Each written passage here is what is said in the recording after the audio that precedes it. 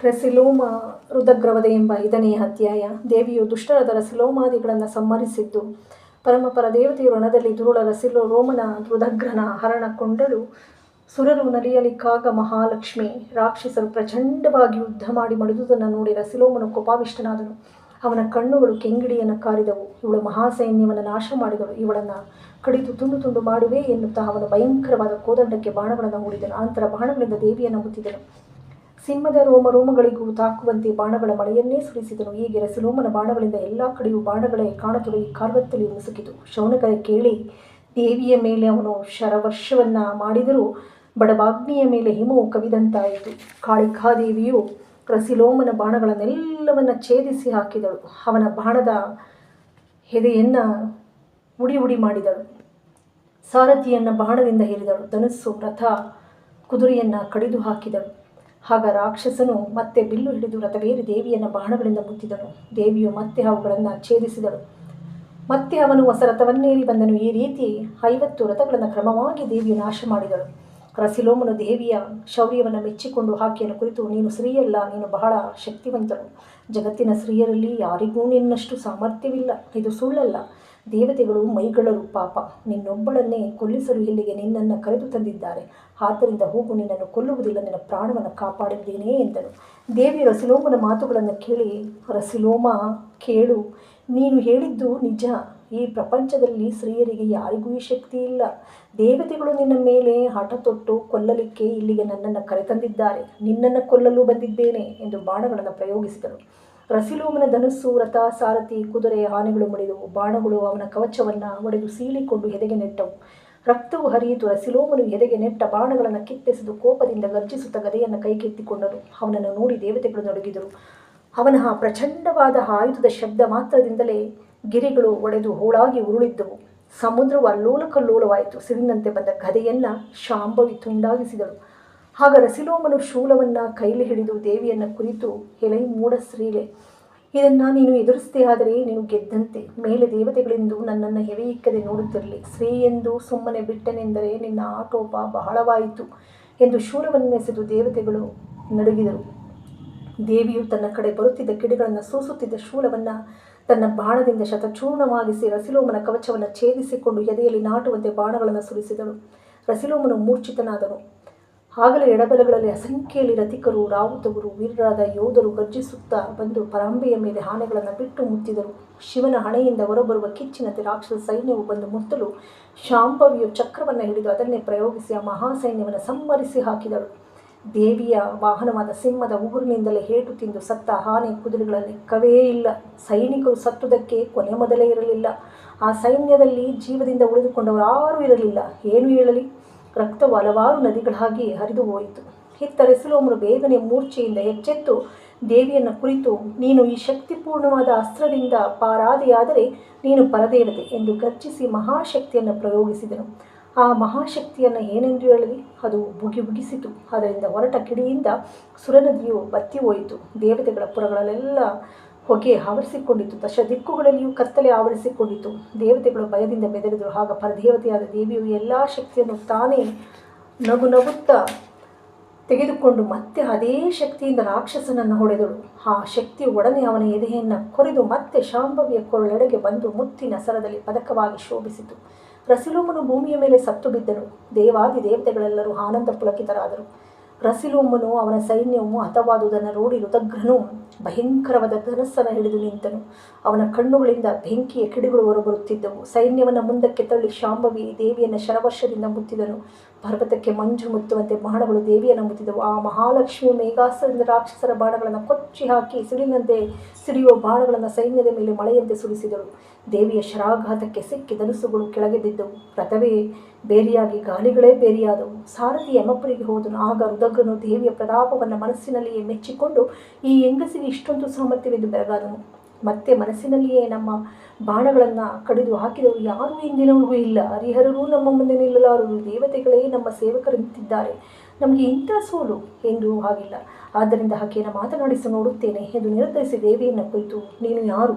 ನೀನಿರುವ ಸ್ಥಳ ಯಾವುದು? ನಿನ್ನ ಹೆಸರೇನು? ನೀನು ಇಲ್ಲಿಗೆ ಏಕೆ ಬಂದೆ? ನಿನಗೂ ದೇವತೆಗಳಿಗೂ ಯಾವ ರೀತಿಯ ಪರಿಚಯ ಉಂಟು? ಸೈನ್ಯವೆಲ್ಲವನ್ನು ಏಕೆ ಕೊಂದೆ ಎಂದು ಕೇಳಿದನು. ಅದಕ್ಕೆ ದೇವಿಯು, ರುದ್ರ, ಕೇಳು, ನೀನು ಕೇಳುವಾಗ ನಾನು ಹೇಳಬೇಕು. ನಾನಿರುವ ಸ್ಥಾನವೇ ನಿರ್ಗುಣವೆಂಬುದು. ನನ್ನ ಹೆಸರು ಮಹಾಲಕ್ಷ್ಮಿ ಎಂದು. ಈ ಬ್ರಹ್ಮಾಂಡವೆಲ್ಲವೂ ನನ್ನ ಲೀಲೆಯಿಂದ ಇರುತ್ತದೆ, ನಾಶವಾಗುತ್ತದೆ. ನಾನು ಕಾಲಾತೀತಳಾದವಳು. ದೇವತೆಗಳು ನನ್ನ ಮೃತ್ಯುರು, ಹರಿಹರಾದಿಗಳು ನಾನು ಎತ್ತ ಪುತ್ರರು. ನಿಮ್ಮ ಉಪದ್ರವವನ್ನು ಸಹಿಸಲಾರದೆ ಅವರೆಲ್ಲರೂ ನನ್ನನ್ನು ಪ್ರಾರ್ಥಿಸಿದ್ದರಿಂದ ನಾನು ಬಂದೆ. ನಾನು ಮಹಿಷಾಸುರನ ವಂಶಕ್ಕೆ ಮೃತ್ಯುವೆಂದು ತಿಳಿ ಎಂದು ನುಡಿದು ಅವನ ಮೇಲೆ ಬಾಣವನ್ನು ಪ್ರಯೋಗಿಸಿದರು. ರುದ್ರನು ಆಗ ನಕ್ಕು, ಸರಿಯಾದ ಮಾತನ್ನಾಡಿದೆ. ಈ 3 ಲೋಕಗಳಿಗೂ ಮಹಿಷಾಸುರನೇ ದೇವನಲ್ಲವೇ? ಬೇರೆ ದೇವರಿರುವರೇ? ನಮಗೆ ತ್ರಿದಶರೇ ಒಕ್ಕಲಾದರು. ಹರಿಹರರ ಸೊಕ್ಕನ್ನು ಮುರಿದೆವು. ಅವರನ್ನು ಹಿಂದೆ ಬಿಟ್ಟು ನೀನು ಬಂದಿಯೇ ಎಂದು ನುಡಿದು ದೇವಿಯ ಮೇಲೆ ಬಾಣಗಳನ್ನು ಬಿಟ್ಟನು. ಆಗ ದೇವಿ ರುದ್ರನ ಬಾಣಗಳನ್ನು ಪಿನಕಾಸದಿಂದ ಕಡಿದು ಹಾಕಿದಳು. ದೇವಿಯ ಶರಗಳು ಬೆಂಕಿಯನ್ನು ಹೂಳುತ್ತಾ ಹಾರಿದವು. ಅವುಗಳನ್ನು ತಡೆಯುವವರು ಯಾರು? ಆನೆಗಳು ಸತ್ತು ಬಿದ್ದವು. ರುದ್ರನ ಸಾರಥಿಯು ಯಮಪುರಿಗೆ ನಡೆದನು. ಇದೆಲ್ಲವನ್ನು ನೋಡಿ ರುದ್ರನ ಕೋಪ ಮೇರಿತು. ಕಣ್ಣುಗಳು ಬೆಂಕಿಯ ಕಿಡಿಗಳನ್ನು ಉಗುಳಿದವು. ಕಿವಿ ಮೂಗುಗಳಿಂದ ಹೊಗೆ ಹೊರಬಂತು. ದೇಹಗಳೆಲ್ಲವೂ ಬೆಂಕಿಯಂತೆ ಉರಿಯಿತು. ರಾಕ್ಷಸನ ಆಹಾರ ಉದುರತ್ವವು ಮಹಾಪ್ರಳಯದಲ್ಲಿ ದಹಿಸುವ ರುದ್ರನ ರೌದ್ರನಂತೆ ಇದ್ದು ಅವನು ಶೂಲಕ್ಕೆ ಕೈ ಇಟ್ಟನು. ರುದ್ರನು ಶೂಲವನ್ನು ಎತ್ತಿದ ಒಡನೆಯೇ ದೇವತಾ ಸಮೂಹವು ಚಲ್ಲಾಪಿಲಿಯಾಯಿತು. ಎಲ್ಲ ಕಡೆಗೂ ಜ್ವಾಲೆಯು ಹರಡಿ ದಿಕ್ಕುಗಳನ್ನು ವ್ಯಾಪಿಸಿಕೊಂಡಿತು. ಆಗ ದೇವತೆಗಳು, ಇನ್ನು ಶಾಂಭವಿಯು ಜಯಿಸುವುದು ಸುಳ್ಳು, ನಾವು ಇನ್ನು ರಾಕ್ಷಸರಿಂದ ಮಡಿದಂತೆಯೇ ಎಂದು ಭೀತರಾಗಿ ಹೂಡಿದರು. ದೇವಿ ರಾಕ್ಷಸನ ಶೂಲದ ದರ್ಪವನ್ನು ದೇವತೆಗಳಿಗೆ ಅದರಿಂದಾದ ಭಯವನ್ನು ನೋಡಿ ದೇವತೆಗಳು ಹೆದರಬೇಡಿರೆಂದು ಅಭಯ ಕೊಟ್ಟು ಪ್ರಚಂಡವಾದ ತನ್ನ ಶೂಲದಿಂದ ರಾಕ್ಷಸನ ಹಸ್ತವನ್ನು ತುಂಡರಿಸಿದಳು. ಆಗ ಶೂಲದ ಹಲವು ದೇವತೆಗಳ ಕಡೆಗೆ ಹಾರಿ ನಡೆದು ಅವರನ್ನು ಹಟ್ಟಿಸಿಕೊಂಡು ಹೋಯಿತು. ಅದನ್ನು ಕಂಡು ದೇವಿಯು ಒಡನೆ ಶೂಲದಲಗನ್ನು ಮುರಿದು ಹಾಕಿ ರಾಕ್ಷಸರ ಸೈನ್ಯವನ್ನು ಹಿಡಿದು ಹಾಕಿದಳು. ಇದರಿಂದ ರಾಕ್ಷಸನಿಗೆ ಕೋಪವು ಇನ್ನೂ ಹೆಚ್ಚಾಗಿ ಅವನು ಸಂಮೋಹನಾಸ್ತ್ರವನ್ನು ಹಿಡಿದನು. ಆ ಭಯಂಕರವನ್ನು ಏನೆಂದು ಹೇಳಲಿ? ರುದ್ರನು ಸಂಮೋಹನಾಸ್ತ್ರವನ್ನು ಹಿಡಿದು ದೇವಿಯನ್ನು ಕುರಿತು, ಎಲೆ ಸ್ತ್ರೀಯೇ, ನೀನು ಈ ಶರವನ್ನು ಎದುರಿಸಿ ನಿಂತಿಯಾದರೆ ನೀನು ಲೋಕವನ್ನು ಪಾಲಿಸುವುದು ದಿಟ. ಲೋಕಕ್ಕೆಲ್ಲ ದೇವರು ಹೌದು, ಜೊತೆಗೆ ದೇವತೆಗಳು ನಿನ್ನ ಭೃತ್ಯರೆಂಬುದು ಸತ್ಯ. ಅಲ್ಲದೆ ನೀನು ಮಹಿಷನ ಸೈನ್ಯವನ್ನು ಸೀಳಿ ಹಾಕುವುದು ಸತ್ಯ ಎಂದು ನುಡಿದು ಶರವನ್ನು ಪ್ರಯೋಗಿಸಿದನು. ಆ ಬಾಣ ಪ್ರಯೋಗವಾಗುತ್ತಲೇ ರಾಕ್ಷಸರು ನಿಂತಲ್ಲೇ ಮಲಗಿದರು. ಆನೆ, ಕುದುರೆ, ಸಾರಥಿ, ಮಹಾವೀರರಾದಿ ಅಧಿಕರು ಎಲ್ಲರೂ ನಿದ್ರಾವಶರಾದರು. ರುದ್ರನಿಗೆ ಆಶ್ಚರ್ಯವಾಯಿತು. ಅವನು ಮನಸ್ಸಿನಲ್ಲಿಯೇ, ಈಕೆ ಯಾವ ರೂಪಿನ ಸ್ತ್ರೀಯೋ? ಈಕೆಯನ್ನು ನಾವು ಮಲಗಿಸಬೇಕೆಂದು ಬಾಣವನ್ನು ಬಿಟ್ಟರೆ ನಮ್ಮ ಸೈನ್ಯವೇ ನಿದ್ರೆಗೊಳಗಾಯಿತು. ಇನ್ನು ಮತ್ತೆ ಎಳೆದು ಬಿಟ್ಟರೆ ಏನಾಗುವುದು ಎಂದು ಯೋಚಿಸಿ ಶರವನ್ನು ಹಿಂದಕ್ಕೆ ಕರೆಸಿಕೊಂಡನು. ನಂದಿಯೇ ಕೇಳು, ಸ್ವಯಂ ಮೋಹಿನಿಯಾದ ದೇವಿಯನ್ನು ಮೋಹಿಸುವೆನೆಂದರೆ ಯಾರಿಂದ ತಾನೇ ಸಾಧ್ಯವಾದೀತು? ಸಂಮೋಹನಾಸ್ತ್ರವು ಒಂದು ದೇವಿಗೆ ಎದರಿ ರಾಕ್ಷಸನು ಹಿಂತೆಗೆದುಕೊಂಡ ನಂತರ ರಾಕ್ಷಸರಿಗೆ ನಿದ್ರೆ ಹೋಗಿ ಎಚ್ಚರ ಉಂಟಾಗಿ ಎದ್ದರು. ರುದ್ರನು ಬಹಳ ಕೋಪದಿಂದ ಅಸಂಖ್ಯಾತ ಬಾಣಗಳನ್ನು ಹೂಡಿ ಗಹಗಹಿಸಿ ನಗುತ್ತಾ, ಶಾಂಭವಿ ಕೇಳು, ಈ ಶರವು ಹರಿಹರರನ್ನ, ದೇವತೆಗಳನ್ನು, ಜಗತ್ತನ್ನು ಸುಟ್ಟು ಬೂದಿ ಮಾಡುತ್ತದೆ. ಇದನ್ನು ನೀನು ಗೆದ್ದೆ ಎಂದರೆ ನೀನು ಮಹಾಪರಬ್ರಹ್ಮವೆಂಬುದು ದಿಟ ಎಂದು ನುಡಿದು ಶರವನ್ನು ಹೂಡಿದನು. ರುದ್ರನು ಶಾಂಭವ ಶರವನ್ನು ಹೂಡಿದೊಡನೆಯೇ ಶತಕೋಟಿ ಸಂಖ್ಯೆಯಲ್ಲಿ ರುದ್ರರು, ಮಹಿಷಾಸುರರು, ಅಷ್ಟೇ ಸಂಖ್ಯೆಯಲ್ಲಿ ಕಾಡುಕೋಣಗಳು, ವೃಕ್ಷಗಳು, ಹುಲಿಗಳು, ಸಿಂಹ, ಶರಭ, ಭೂತಗಳು ಹುಟ್ಟಿಕೊಂಡು ಜಗತ್ತೆಲ್ಲ ವ್ಯಾಪಿಸಿದಂತೆ ತೋರಿಬಂದವು. ಈ ಉತ್ಪಾತವನ್ನು ನೋಡಿ ದೇವತೆಗಳು ಹೆದರಿ, ನಮ್ಮ ಬುದ್ಧಿ ಮಂದವಾಯಿತು. ಈ ಪ್ರಚಂಡ ಶರವನ್ನು ದೇವಿ ಜಯಿಸಿದರೆ ನಮಗೆ ಹುಳಿಗಾಲ, ಇಲ್ಲದಿದ್ದರೆ ಆ ರಾಕ್ಷಸರೆಲ್ಲರೂ ಸೇರಿ ನಮ್ಮ ಪ್ರಾಣವನ್ನೇ ಹಿಂಡಿ ಹಾಕುವವರು ಎಂದು ಓಡಿದರು. ಆಗ ದೇವಿಯ ಹಾ ಎಂದು ಹಬ್ಬರಿಸಿ ಸರಳವನ್ನು ಮಂತ್ರಿಸಿ ಬಿಡಲು ರಾಕ್ಷಸರು ಸರ್ವ ಮಹಿಷಾಸುರಾದಿಗಳು ಮಾಯವಾದರು. ಆ ಶರವು ನಿರ್ಮಾಯೆಯಲ್ಲಿ ಅಡಗಿ ಹೋಯಿತು. ದೇವಿಯೇ ಸ್ವಯಂ ಶಾಂಭವಿ ಮಾಯೆಯಲ್ಲವೇ? ಅದು ಯಾರ ಮೇಲೆ ಪ್ರಯೋಗಿಸಬೇಕು ಎಂಬ ಅರಿವಿಲ್ಲದ ರಾಕ್ಷಸರು ಅಜ್ಞಾನಿಗಳಲ್ಲವೇ? ಶಾಂಭವ ಶರವು ಈ ರೀತಿ ಮುಗಿದು ಹೋಗಲು ರಾಕ್ಷಸನು ಕೋಪದಿಂದ ಗದೆಯನ್ನು ತೆಗೆದುಕೊಂಡನು. ದೇವಿಯು ಒಡನೆ ತನ್ನ ಶರದಿಂದ ಅವನ ತಲೆಯನ್ನು ಕತ್ತರಿಸಿ ಹಾಕಿದಳು. ರುದ್ರನ ಶಿರವು ಬೊಬ್ಬೆ ಹಾಕಲು ಗದೆಯನ್ನು ಹಿಡಿದ ಮುಂಡವು ಹೋರಾಡಿತು. ಖಡ್ಗ ಹಿಡಿಯಿತು, ಸಿಂಹವನ್ನೇ ಕಟ್ಟಿ ಹಾಕಿತು. ಶಾಂಭವಿ ಮೇಲೆ ಅಸಂಖ್ಯಾತ ಬಾಣಗಳನ್ನು ಬಿಟ್ಟಿತು. ಸ್ವಯಂ ದೇವಿ ಅವನನ್ನು ವೀರನೆಂದು ಹೊಗಳಿದಳು. ಅನಂತರ ರುದ್ರನ ಮುಂಡವು ಭೂಮಿಯ ಮೇಲೆ ಬಿದ್ದಿತು. ಅಧಿಕರಾದಿ ಯೋಧರು ಮಡಿದರು. ಅಕ್ಷೋಹಿಣಿಗಳೆಲ್ಲ ನಾಶವಾದವು. ರಕ್ತ ಹರಿಯಿತು. ಮೆದುಳು ನರಗಳೆಲ್ಲ ಚಲ್ಲಾಪಿಲ್ಲಿಯಾಗಿ ರಣರಂಗವನ್ನು ಅಲಂಕರಿಸಿದ್ದವು. ಆಗ ದೇವತೆಗಳು ದೇವಿಯನ್ನು ಭಜಿಸಿ ಚಿದಾನಂದಾತ್ಮ ಗುರುವರನನ್ನು ನೆನೆದರು. ರಸಿಲೋಮ ರುದ್ರವಧೆ ಎಂಬ ಪಂಚಮ ಅಧ್ಯಾಯವು ಮುಗಿದುದು. ಚಕ್ಷುರವಧೆ ಎಂಬ 6ನೇ ಅಧ್ಯಾಯ. ಮಹಾಲಕ್ಷ್ಮಿ ಶೂಲದಿಂದ ಚಕ್ಷುರನನ್ನು ಸಂಹರಿಸಿದ್ದು. ಚಂಡಬಲವರ ದೇವಿ ಮಹಾ ಉದ್ದಂಡ ಸಚಿವನ ಚಕ್ಷುರಾಖ್ಯನ ಖಂಡಿಸಿದಳೈ. ಸಮರಸದಲ್ಲಿ ಮಹಾಲಕ್ಷ್ಮಿ ಶೂಲದಲ್ಲಿ, ಶೌನಕನೇ ಕೇಳು, ದೇವಿಯ ಸಮಕ್ಷಮ ನಿಂತು ಹೋರಾಡಿದ ಯಾರೂ ಬದುಕಲಿಲ್ಲ. ಉಳಿದ ಸೈನ್ಯವು ಎದುರಿ ಓಡಿಹೋಯಿತು. ರಣರಂಗದಲ್ಲಿ ಬಿದ್ದಿದ್ದ ಸಾಲು ಸಾಲು ಎಣಗಳನ್ನು ನೋಡಿ ಚಕ್ಷುರಾಖ್ಯ ರಾಕ್ಷಸನು ತಲೆಯ ಮೇಲೆ ಕೈಯಿಟ್ಟು ಕುಳಿತನು. ಶಿವ ಶಿವ, ರಾಕ್ಷಸರ ಕಾಲಗತಿ ಹೇಗಿರುವುದು ಎಂದು ರಾಕ್ಷಸರಿಗೆ ಇಂಥ ಪರಾಭವ ಉಂಟಾಗಿರಲಿಲ್ಲ. ರಸಿಲೋಮನೂ ರುದಗ್ರನೂ ಮಡಿದರು. ಇದು ಬಹಳ ಆಶ್ಚರ್ಯವಾಗಿದೆ. ಅಲ್ಲದೆ ಅಸಂಖ್ಯಾತ ರಾಕ್ಷಸರನ್ನ ಕೊಂದಿದ್ದಾಳೆ. ಇವಳು ನಿಜವಾಗಿಯೂ ಅಸುರರಿಗೆ ಮೃತ್ಯುವೇ ಹೌದು. ಇವಳು ಸ್ತ್ರೀಯಲ್ಲ ಎಂದು ನುಡಿದು ಬಿಲ್ಲನ್ನು ಹಿಡಿದನು. ಚಕ್ಷುರನು ಬಿಲ್ಲನ್ನು ಹಿಡಿದು ನಿಂತು ಓಡಿ ಹೋಗುತ್ತಿದ್ದ ರಾಕ್ಷಸರಿಗೆ ಧೈರ್ಯ ಹೇಳಿ ಹಿಂದಕ್ಕೆ ಕರೆದನು.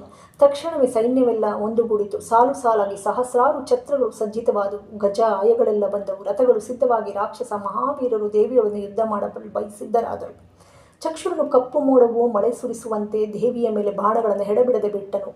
ಅವನು ಬಿಟ್ಟ ಬಾಣಗಳೆಲ್ಲವೂ ದಶದಿಕ್ಕುಗಳನ್ನು ತುಂಬಿದವು. ಅವೆಲ್ಲವೂ ದೇವಿಯ ಕಿರೀಟದ ಮೇಲೆ ಕಿಡಿಗಳನ್ನು ಉರುಳಿದವು. ರಾಕ್ಷಸನ ಶರಗಳ ಘಾತ ಶಬ್ದಕ್ಕೆ ಪರ್ವತಗಳು ಉರುಳಿದವು, ಸಮುದ್ರಗಳು ಉಕ್ಕಿದವು.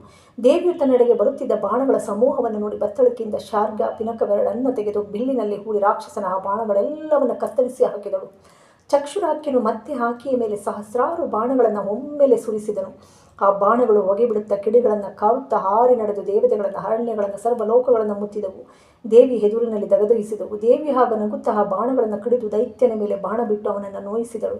ಅದರಿಂದ ರಾಕ್ಷಸನು ಕೋಪಗೊಂಡು ಕಿಡಿಕಿಡಿಯಾಗಿ ಬಿಲ್ಲು ಹಿಡಿದು ದೇವಿಯ ಮೇಲೆ ಆಕೆಯ ವರದೇವತೆ ಎಂಬ ಹನಿಯ ರೀತಿಯದೆ ಆಕೆಯು ವರದೇವತೆ ಎಂಬುದನ್ನು ಅರಿಯದೆ ಅಸಂಖ್ಯಾತ ಬಾಣಗಳನ್ನು ಪ್ರಯೋಗಿಸಿದನು. ದೇವಿಯು ಅವನ ಶರಗಳನ್ನೆಲ್ಲ ನಗುತ್ತಲೇ ಕಡಿದು ಹಾಕಿದಳು. ತನ್ನ ಬಾಣಗಳಿಂದ ರಾಕ್ಷಸರ ಕುದುರೆ ಆನೆಗಳನ್ನು ಯಮಪುರಿಗೆ ಹಟ್ಟಿದಳು. ಚಕ್ಷುರಾಖ್ಯನು ದೇವಿಯ ಬಾಣಾಘಾತದಿಂದ ಮೂರ್ಛೆ ಬಿದ್ದನು. ದೇವಿಯು ರಾಕ್ಷಸರನ್ನು ಅಪಾರ ಸಂಖ್ಯೆಯಲ್ಲಿ ಕೊಂದು ಹಾಕಿದಳು. ದೇವತೆಗಳು ಹರ್ಷಿತರಾದರು. ಸ್ವಲ್ಪ ಹೊತ್ತಿನಲ್ಲಿ ಚಕ್ಷುರಾಖ್ಯನು ಮೂರ್ಛೆಯಿಂದ ಎದ್ದನು. ಬಡಭಾಗ್ನೆಯಂತೆ ಕೋಪೋದ್ದೀಪಿತನಾಗಿ ಪ್ರಳಯಾಂತಕನಂತೆ ಹೊಸ ರಥವನ್ನೇರಿ ಯುದ್ಧದಲ್ಲಿ ಹರಿಹರರನ್ನು ಗೆಲ್ಲುತ್ತೇನೆ ಅಂತಹುದರಲ್ಲಿ ಈ ಹೆಂಗಸು ನನ್ನನ್ನು ಜಯಿಸಲು ಬಂದಿರುವಳು. ಇರಲಿ, ಇವಳನ್ನು ಗೆದ್ದು ಚಕ್ಷುರನೆಂಬ ಹೆಸರನ್ನು ಉಳಿಸಿಕೊಳ್ಳುವೆನೆಂದು ನಿರ್ಧರಿಸಿ ದೇವಿಯ ಮೇಲೆ ನಗರಶರವನ್ನು ಪ್ರಯೋಗಿಸಿದನು. ಆ ನಗಶರ ಪ್ರಯೋಗದಿಂದ ಚಿನ್ಮಯಾತ್ಮಳಾದ ದೇವಿಯ ಮೇಲೆ ಅಸಂಖ್ಯಾತ ಪರ್ವತಗಳು ಬಂದು ಉಳಿದವು. ಸೂರ್ಯನ ಪ್ರಭೆ ಮುಚ್ಚಿ ಹೋಗಿ ಸರ್ವ ದಿಕ್ಕುಗಳು ಪರ್ವತಮಯವಾದವು. ಭೂತಗಳೆಲ್ಲ ಹುಡುಗುಡಿಯಾಯಿತು. ಭೂಮಿ ತಗ್ಗಿ ಹೋಯಿತು. ಆಗ ಪರಾಂಬೆಯು ವಜ್ರಾಯುಧದಿಂದ ಪರ್ವತಗಳನ್ನು ಕಡಿದು ಹಾಕಿದಳು. ಅವೆಲ್ಲವೂ ಅಸಂಖ್ಯಾತ ಸಂಖ್ಯೆಯಲ್ಲಿ ಭೂಮಿಯ ಮೇಲೆ ಬಿದ್ದವು. ಒಡನೆಯ ಚಕ್ಷುರಾಖ್ಯನು ದೇವಿಯ ಮೇಲೆ ಸಾಗರ ಶರವನ್ನು ಬಿಟ್ಟನು. ದೇವಿಯು ಆ ಶರವನ್ನು ತಡೆದು ಸಾಗರವನ್ನೆಲ್ಲ ಅಪೋಷಣವಾಗಿ ಕುಡಿದಳು. ರಾಕ್ಷಸನು ಮತ್ತೆ ಪರಾಶಕ್ತಿಯ ಮೇಲೆ ಬಡಬಾಗ್ನಿ ಶರವನ್ನು ಬಿಟ್ಟನು. ಅದನ್ನು ದೇವಿಯು ಮರುತಾಸ್ತ್ರದಿಂದ ನಂದಿಸಿದಳು. ಅದನ್ನು ನೋಡಿ ರಾಕ್ಷಸನು ದೇವಿಯನ್ನು ಹೊಗಳಿ ನಿಶಿ ಬಾಣವನ್ನು ಆಕೆಯ ಮೇಲೆ ಪ್ರವೇಶಿಸಿದನು. ಆ ಕಗ್ಗತ್ತಲೆಯ ಬಾಣವನ್ನು ಕಾಳಿಕಾದೇವಿ ತನ್ನ ಸೂರ್ಯಾಸ್ತ್ರದಿಂದ ನಿವಾರಿಸಿದಳು. ಆದ್ದರಿಂದ ದಶದಿಕ್ಕುಗಳು ಸೂರ್ಯಪ್ರಭೆಯಿಂದ ಬೆಳಗಿದವು. ಆಗ ರಾಕ್ಷಸನು ಇಂದ್ರ, ಕುಬೇರ, ನಿರುತಿ, ಯಮ, ಅಗ್ನಿ, ಶೂಲ, ಸುದರ್ಶನ, ಆದಿತ್ಯ ಮೊದಲಾದ ಭಯಂಕರ ಶರಗಳನ್ನು ಒಮ್ಮೆಲೆ ದೇವಿಯ ಮೇಲೆ ಪ್ರಯೋಗಿಸಿದನು. ದೇವಿಯು ಆ ಸರ್ವಾಸ್ತ್ರಗಳನ್ನು ಬಾಯಲ್ಲಿ ಸ್ವೀಕರಿಸಿ ನುಂಗಿದಳು. ದೇವತೆಗಳೆಲ್ಲರೂ ಆಶ್ಚರ್ಯಚಕಿತರಾದರು. ಚಕ್ಷುರನು ನಿರಾಶನಾಗಲಿಲ್ಲ. ಅವನು ಕಣ್ಣುಗಳಿಂದ ಕಿಡಿಕಾರುತ್ತಾ ಭಯಂಕರವಾದ ಮಹಾನಾರಾಯಣಾಸ್ತ್ರವನ್ನು ಕೈಲಿ ಹಿಡಿದನು. ಆ ಶರವು ದಗೆದಗಿಸುತ್ತಿತ್ತು. ದೇವತೆಗಳೆಲ್ಲರೂ ಆ ಶರಕ್ಕೆ ಕೈ ಮುಗಿದು, ಅವರೆಲ್ಲರೂ ನಮ್ಮ ಕೆಲಸವಾಯಿತು. ಶೇಷಶಾಹಿಯಾದ ನಾರಾಯಣ ಅಸ್ತ್ರಕ್ಕೆ ಸಮಸ್ತವು ಆಹುತಿಯಾಗುವುದರಲ್ಲಿ ಸಂದೇಹವಿಲ್ಲ. ದೇವಿಯು ನಮ್ಮನ್ನು ಕಾಪಾಡುವಳೋ ಕೊಲ್ಲುವಳೋ ಎಂದು ಬಾಯಿ ಬಿಟ್ಟು ನೋಡುತ್ತಾ ಇನ್ನು ನಮಗೆ ಉಳಿಯುವ ಪ್ರಯತ್ನವೂ ವಿಫಲವೆಂದು ಭಾವಿಸಿದರು. ನಮಗೆ ಉಳಿಯುವ ಪ್ರಯತ್ನವು ನಿಷ್ಫಲವೆಂದು ಭಾವಿಸಿದರು. ಭೂಮಿಯು ಸಿಡಿಯಿತು. ಆದಿಶೇಷನ ಅಸಂಖ್ಯಾತ ಹಣೆಯಲ್ಲಿದ್ದ ರತ್ನಗಳೆಲ್ಲ ಉದುರಿದವು. ಪರ್ವತಗಳು ಒಡೆದು ಚೂರಾದವು. ಸಪ್ತ ಸಾಗರಗಳು ಕುದಿದು ಉರಿಗಳನ್ನು ಉಳಿದವು. ಈ ಮಹಾ ಜಗತ್ತಿನ ಒಡೆಯನಾದ ವೈಷ್ಣವ ಶ್ರೇಷ್ಠನ ಶರಕ್ಕೆ ಬ್ರಹ್ಮಾಂಡವು ಒಡೆಯದೇ ಇರದು ಎಂಬುವಂತೆ ಆ ನಿರ್ಮಲಾಸ್ತ್ರವು ದಗದಗಿಸಿತು. ಸುರ ನದಿಯು ಉಕ್ಕಿತು. ಆಕಾಶದಿಂದ ನಕ್ಷತ್ರಗಳು ಉದುರಿದವು. ಆಕಾಶ ಬೋರ್ಗರೆಯಿತು. ಆ ಭಯಂಕರ ದೃಶ್ಯವನ್ನು ವರ್ಣಿಸಲಿಕ್ಕೂ ಅಸಾಧ್ಯ. ಅಂತ ನಾರಾಯಣಾಸ್ತ್ರವನ್ನು ಹೂಡಿ ರಾಕ್ಷಸನು ಕಿವಿಯವರೆಗೆ ಎಳೆದು ದೇವಿಯ ಮೇಲೆ ಬಿಟ್ಟನು. ವೈಷ್ಣವ ಶರವು ಜಗತ್ ಪ್ರಳಯದಂತೆ ಹೊರಟಿತು. ಕಿಡಿ ಹಾರಿತು. ಅದನ್ನು ಶಾಂಭವಿಯು ನಸುನಗುತ್ತಾ ಮುಖದಲ್ಲಿ ಸ್ವೀಕರಿಸಿ ನುಂಗಿದಳು. ದೇವತೆಗಳ ಭಯವು ಅಡಗಿತು. ರಾಕ್ಷಸರು ಅತ್ಯಂತ ಭಯವಿಹ್ವಲರಾದರು. ಅದನ್ನು ನೋಡಿ ಚಕ್ಷುರನು ಆಶ್ಚರ್ಯದಿಂದ, ಇದೇನು ಆಶ್ಚರ್ಯವಾಗಿದೆಯಲ್ಲ, ಈಕೆಯ ಬಾಯಿಗೆ ಎಂಥ ಸಾಮರ್ಥ್ಯವಿದೆ, ಇಂಥ ಆಶ್ಚರ್ಯವನ್ನು ನಾನು ಎಲ್ಲಿಯೂ ನೋಡಿಲ್ಲ. ಶಿವ ಶಿವ, ಈ ಸೈನ್ಯ ಪರ್ವತವನ್ನು ಕೊಂದು ನಮ್ಮನ್ನು ಜಯಿಸಿದಳು ಎಂದು ತಲೆದೂಗಿದನು. ಅನಂತರ ಈಕೆಯನ್ನು ಮಾತನಾಡಿಸಿ ನೋಡಿ, ಈಕೆ ಏನು ಉತ್ತರವನ್ನು ಕೊಡುವಳೋ ನೋಡುವೆನು, ಇಲ್ಲದಿದ್ದರೆ ಕೊಲ್ಲುತ್ತೇನೆ ಎಂದುಕೊಂಡು ತನ್ನ ಭಯಂಕರವಾದ ಧನಸ್ಸನ್ನು ಆಡಿಸುತ್ತಾ ದೇವಿಯನ್ನು ಕುರಿತು, ನೀನು ಯಾರು, ನಮ್ಮ ಸೈನ್ಯವನ್ನು ಕೊಲ್ಲಲು ಕಾರಣವೇನು, ದೇವತೆಗಳು ಹರಿಹರರು ನಿನಗೇನಾಗಬೇಕು, ನಿನ್ನ ನಿಜವಾಗಿಯೂ ವೀರಳು, ಶೌರ್ಯದಲ್ಲಿ ನೀನು ಈ ಸ್ತ್ರೀಯರಿಗೆಲ್ಲ ಶ್ರೇಷ್ಠಳಾಗಿರುವೆ, ನಡೆ ನಿನ್ನನ್ನು ಕೊಲ್ಲುವುದಿಲ್ಲ, ಪ್ರಾಣದಾನ ಮಾಡಿದ್ದೇನೆ ಎಂದನು. ಇಂಥ ಗೊಡ್ಡು ಬೆದರಿಕೆಗಳು ಪರಾಶಕ್ತಿಯು ಜಗದಾಂಬೆಯೂ ಆದ ದೇವಿಯ ಮುಂದೆ ನಡೆಯುವುದೇ? ದೇವಿಯು ಅವನನ್ನು ಕುರಿತು, ಎಲವೋ ಚಕ್ಷುರಾಖ್ಯನೇ, ಕೇಳಿಲ್ಲಿ, ನಾನು ಈ ಜಗತ್ತಿನ ಒಡೆಯಳು. ಹರಿಹರ ಬ್ರಹ್ಮಾದಿಗಳೆಲ್ಲರೂ ನನ್ನನ್ನು ಈ ಜಗತ್ತಿನ ಸ್ವಾಮಿನಿ ಎಂದು ತಿಳಿದು ಭಜಿಸುತ್ತಿದ್ದಾರೆ. ಭಕ್ತರಿಗೆ ಬೇಡುವುದನ್ನು ನೀಡುವೆ, ದುಷ್ಟರನ್ನು ನಾಶ ಮಾಡುವೆ. ಕೆಲವು ದುಷ್ಟ, ಇನ್ನೇನು ಹೇಳಲಿ, ನನ್ನ ಹೆಸರು ಶಾಂಭವಿ ಎಂದು. ಅನಂತ ವೇದಗಳು ನನ್ನನ್ನು ಕಂಡಿಲ್ಲ. ನನ್ನ ದೃಷ್ಟಿ ಮಾತ್ರದಿಂದ ಸೃಷ್ಟಿಯೂ ಲಯವೂ ಆಗುತ್ತದೆ. ನಿನ್ನನ್ನು ಕೊಲ್ಲಲು ದೇವತೆಗಳು ನನ್ನನ್ನು ಕರೆದು ತಂದಿದ್ದಾರೆ. ಇನ್ನು ಮಾತೇಕೆ, ನಿನ್ನನ್ನು ಕೊಲ್ಲುವೆ ಎಂದು ನುಡಿದು ದೇವಿ ಅವನನ್ನು ಬಾಣದಿಂದ ಹೊಡೆದಳು. ಅದಕ್ಕೆ ರಾಕ್ಷಸನು, ನೀನು ಸುಳ್ಳು ಹೇಳುತ್ತಿರುವೆ. ಜಗತ್ತಿಗೆ ನೀನು ಹೇಗೆ ಒಡತಿಯಾಗುವೆ? ಮಹಿಷಾಸುರನಲ್ಲದೆ ಬೇರೆ ಯಾರು ಈ ಜಗತ್ತಿಗೆ ಒಡೆಯರು? ಶಿಕ್ಷೆ ರಕ್ಷಣೆವೆಲ್ಲದಕ್ಕೂ ನಾವೇ ಒಡೆಯರು ಎಂದು ಶಾಂಭವಿಯ ಮುಖದ ಮೇಲೆ ಬಾಣವರ್ಷವನ್ನು ಸುರಿಸಿದನು. ಶಾಂಭವಿಯು ಅವನ ಬಾಣಗಳನ್ನು ಕತ್ತರಿಸಿದಳು, ಕುದುರೆಗಳನ್ನು ಕೆಳಗುರುಳಿಸಿದಳು, ಆನೆಗಳನ್ನು ಯಮಸದನಕ್ಕೆ ಹಟ್ಟಿದಳು. ಸಾರಥಿಯ ದೇಹವು ನೆಲದ ಮೇಲೆ ಹುರುಳಿತು. ರತಿಕರ ಕಿರೀಟಗಳು ಚೂರು ಚೂರಾಗಿ ಚೆಲ್ಲಾಡಿದವು. ರಾಕ್ಷಸನ ಕವಚವು ಒಡೆದು ಅವನ ಎದೆಗೆ ಶರವು ತಾಗಿ ಭೂಮಿಯ ಮೇಲಿನ ಪರ್ವತವು ಒಡೆಯುವಂತೆ ಎದೆ ರಕ್ತವು ನದಿಯಂತೆ ಹರಿಯಿತು. ರಾಕ್ಷಸನು ನೊಂದು ಕೋಪದಿಂದ ಖಡ್ಗವನ್ನು ಹಿಡಿದು ಪ್ರಯೋಗಿಸಿ ಸಿಂಹವನ್ನು ಮೆಟ್ಟಿದನು. ಆ ಖಡ್ಗವು ದೇವಿಯ ಕಿರೀಟದ ಕಡೆ ಹೊರಟಿತು. ದೇವಿಯು ಅದನ್ನು 100 ಶರಗಳಿಂದ ತುಂಡರಿಸಿದಳು. ರಾಕ್ಷಸನು ಗರ್ಜಿಸುತ್ತಾ ಶೂಲ ಹಿಡಿದು ದೇವಿಯನ್ನು ಹಿರಿಯಲು ಬಂದನು. ದೇವಿಯು ತನ್ನ ಮಹಾಶೂಲದಿಂದ ಅವನ ಶೂಲವನ್ನು ಮುರಿದು ಹಾಕಿದಳು. ಆಗ ರಾಕ್ಷಸನು ಮತ್ತೆ ಬಿಲ್ಲನ್ನು ಹಿಡಿದು ಅಸಂಖ್ಯಾತವಾದ ಬಾಣಗಳನ್ನು ದೇವಿಯ ಮೇಲೆ ಮಳೆಯಂತೆ ಸುರಿಸಿದನು. ಆ ಬಾಣಗಳೆಲ್ಲವೂ ಬಂದು ದೇವಿಯನ್ನು ಮುತ್ತಿದವು. ಪರಾಂಬೆಯು ಅವುಗಳನ್ನು ಕೊಚ್ಚಿ ಹಾಕಿದಳು. ತನ್ನ ಕೂರ್ಗಣಗಳಿಂದ ರಾಕ್ಷಸರನ್ನು ಭೂಗತ ಮಾಡಿದಳು. ಅಕ್ಕಪಕ್ಕಗಳಲ್ಲಿ ನುಗ್ಗಿ ಬಂದ ರಾಕ್ಷಸ ರಾಜರನ್ನು ಸೀಳಿ ಹಾಕಿದಳು. ಇದನ್ನು ನೋಡಿ ಚಕ್ಷುರಾಕ್ಯನು, ಆ ಹೆಂಗಸು ನಮ್ಮ ಮಾನವನ್ನು ತೆಗೆದಳು, ನಾನು ಇವಳ ಗೌರವವನ್ನು ತೆಗೆಯುವೆನೆಂದು ಮಾಯಿಯನ್ನು ಕವಿಸಿದನು. ಮಾಯಿಯಿಂದ ಅಸಂಖ್ಯಾತ ಬರಸಿಡುಗಳು ಸಿಡಿದವು. ಒಡನೆ ಸಹಸ್ರಾರು ಸಂಖ್ಯೆಯಲ್ಲಿ ರಾಕ್ಷಸ ವೀರರು, ವೃಕ್ಷ, ಸಿಂಹ, ಶರಭ, ಸರ್ಪಾದಿಗಳು ಬಂದು ದೇವಿಯನ್ನು ಮುತ್ತಿದವು. ಕತ್ತಲೆ ಮುಸುಕಿತು. ಮಳೆ ಸುರಿಯತೊಡಗಿತು. ಬಿರುಗಾಳಿ ಬಿರ್ರನೆ ಬೀಸಿತು. ಮಿಂಚು ತಳತಳನೆ ಹೊಳೆಯುತ್ತಿತ್ತು. ಜೊತೆಗೆ ಎಡೆಬಿಡದೆ ಸಿಡಿಲು ಸಿಡಿಯುತ್ತಿತ್ತು. ಹೀಗೆ ಪರಾಂಬೆ ರಾಕ್ಷಸರಿಂದ ಮುತ್ತಲ್ಪಟ್ಟಳು. ಚಕ್ಷುರನು ರಥವೇರಿ ಬೊಬ್ಬೆ ಇಟ್ಟು ಶರಪ್ರಯೋಗ ಮಾಡಿದನು. ಮತ್ತೆ ಮರುಕ್ಷಣದಲ್ಲಿಯೇ ಭೂಮಿಯ ಮೇಲೆ ನಿಂತು ಬಾಣ ಬಿಟ್ಟನು. ಒಡನೆ ಆಕಾಶಕ್ಕೆ ಹಾರಿ ಅಲ್ಲಿಂದ ಜಗನ್ಮಾತೆಯ ಮೇಲೆ ಬಾಣಗಳನ್ನು ಸುರಿಸಿದನು. ಋಷಭನೇ ಕೇಳು, ಪರಾಂಬೆ ಸ್ವಯಂ ಮಾಯೆಯಲ್ಲವೇ? ಆಕೆಯ ಮುಂದೆ ಯಾವ ಮಾಯೆ ತಾನೇ ನಡೆದಿತ್ತು? ರಾಕ್ಷಸನ ಮಾಯೆಯೆಲ್ಲ ಸುಳ್ಳಿನ ಮಾಯೆಯಾಯಿತು. ಬರೀ ತೋರಿಕೆಯ ಮಾಯೆಯಾಗಿತ್ತು. ಆ ಮಾಯೆ ಕ್ಷಣ ಮಾತ್ರದಲ್ಲಿ ಬದಲಾಯಿತು. ರಾಕ್ಷಸನು ಬಯಲಿಗೆ ಬಂದ. ಒಡನೆ ದೇವಿಯ ಮೇಲೆ ಆ ಶರವಸ್ತ್ರ ಮಾಡಿ ಶೂಲ ಹಿಡಿದು ನುಗ್ಗಿದ. ಸಿಂಹವನ್ನು ಭಯಂಕರವಾಗಿ ತಿವಿದ. ಕೂಡಲೇ ದೇವಿಯು ಅವನ ಶೂಲವನ್ನು ಕತ್ತರಿಸಿ ಶಿವನ ತ್ರಿಶೂಲದಿಂದ ಬಲವಾಗಿ ಹಸುರನನ್ನು ತಿವಿದಳು. ತ್ರಿಶೂಲವು ಎದೆಗೆ ನಾಟಿತು. ರಾಕ್ಷಸನು ಭೂಮಿಯ ಮೇಲೆ ಬಿದ್ದನು. ಅದನ್ನು ಕಂಡು ರಾಕ್ಷಸರು ದ್ವಿಗುಣ ಬಲದಿಂದ ದೇವಿಯ ಮೇಲೆ ಬಿದ್ದರು. ದೇವಿಯು ಕೆಲವರನ್ನು ಖಡ್ಗದಿಂದ ಕಡಿದು ಹಾಕಿದಳು. ಮತ್ತೆ ಕೆಲವರನ್ನು ಭಯಂಕರವಾದ ಗದೆಯಿಂದ ಅಪ್ಪಳಿಸಿದಳು. ಮತ್ತೆ ಕೆಲವರನ್ನು ಮುಸಲದಿಂದ ಯಮಪುರಿಗೆ ಹಟ್ಟಿದಳು. ಕೆಲವರನ್ನು ವಜ್ರಾಯದಿಂದ ಕೊಂದಳು. ಕೆಲವರನ್ನು ಚಕ್ರದಿಂದ ಧರಣಿಯ ಮೇಲೆ ಮಲಗಿಸಿದಳು. ಹೀಗೆ ಆ ರಾಕ್ಷಸ ಸೈನ್ಯವೆಲ್ಲವನ್ನ ಮಹಾಲಕ್ಷ್ಮಿ ನಾಶ ಮಾಡಿದಳು. ಚಕ್ಷುರಾಕ್ಯನು ಸತ್ತ ಸ್ಥಳದಲ್ಲಿ ಸುತ್ತಲವನ ಸೈನಿಕರ ಹೆಣಗಳು ಲೆಕ್ಕವಿಲ್ಲದಷ್ಟು ಬಿದ್ದು ರಕ್ತದ ನದಿ ಹರಿಯುತ್ತಿತ್ತು. ಭೂತಗಳು ದೇವಿಯನ್ನು ಹರಸುತ್ತಾ ಕುಣಿದಾಡುತ್ತಿದ್ದವು. ಈ ರೀತಿ ಚಕ್ಷುರನು ಸಾಯಲು ಆ ಕ್ಷಣವೇ ದೇವತೆಗಳು ಅದನ್ನು ಕಂಡು ದೇವಿಯನ್ನು ಕುರಿತು, ತಾಯೇ, ನೀನು ನಮ್ಮೆಲ್ಲರನ್ನ ರಕ್ಷಿಸಿದೆ. ಸಜ್ಜನರ ಬಂಧು ನೀನು, ದುರ್ಜನರನ್ನು ಶಿಕ್ಷಿಸುವ ಮಹಾಮಾತೆ, ನಿನಗೆ ಜಯವಾಗಲಿ ಎಂದು ಧ್ಯಾನಿಸಿ ಚಿದಾನಂದಾತ್ಮ ಗುರುವರನನ್ನು ನೆನೆದರು. ಚಕ್ಷುರವಧೆ ಎಂಬ ಷಷ್ಠೋಧ್ಯಾಯವು ಮುಗಿದುದು. ಮಹಿಷಮರ್ಧಿನಿ ಗಾಯತ್ರಿ.